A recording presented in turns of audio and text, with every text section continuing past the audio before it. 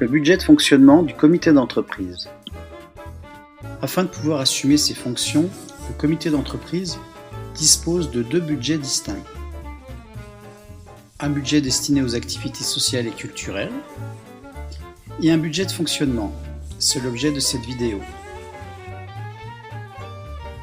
Le budget de fonctionnement et le budget des activités sociales et culturelles ne se confondent pas. Ces deux budgets doivent donc être utilisés et comptabilisés très distinctement. Ces deux budgets sont parfaitement étanches et il n'existe aucune possibilité légale afin d'utiliser le budget de fonctionnement pour financer les activités sociales et culturelles. Dans cette animation, nous allons aborder uniquement le budget de fonctionnement, également appelé le 0,2%. Le budget des activités sociales et culturelles fera l'objet d'une nouvelle animation. L'employeur verse au comité d'entreprise une subvention de fonctionnement d'un montant annuel équivalent au minimum à 0,2% de la masse salariale brute. C'est une obligation légale. Le budget de fonctionnement permet au comité d'entreprise de gérer de façon autonome ses dépenses de fonctionnement et celles liées à ses attributions économiques. Quelles sont les dépenses pouvant être imputées sur le budget de fonctionnement ? Voici une liste des dépenses communément admises, classées par thème. Premièrement, tout ce qui concerne les fournitures de bureau. Stylo, agrafeuse, scotch, cahier, lampe de bureau, calculette, enfin toutes les fournitures de bureau.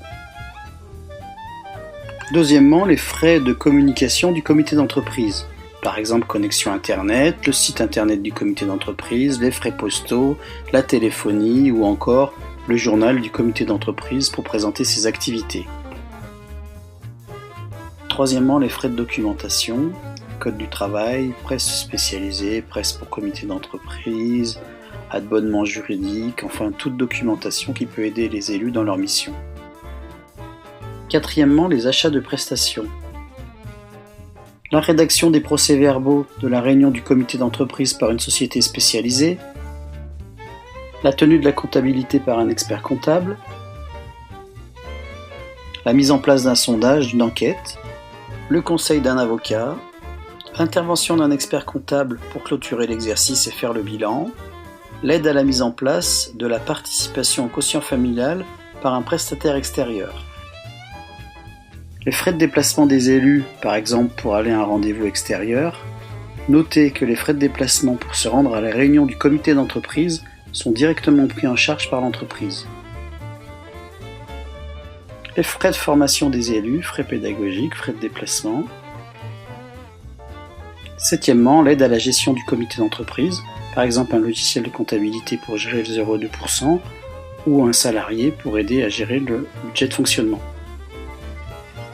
La loi ne prévoit pas la date de versement du budget de fonctionnement. Toutefois, le comité d'entreprise doit disposer de son budget afin de fonctionner normalement. Pour terminer, le comité d'entreprise doit pouvoir utiliser son budget sans avoir à le justifier au préalable à l'employeur.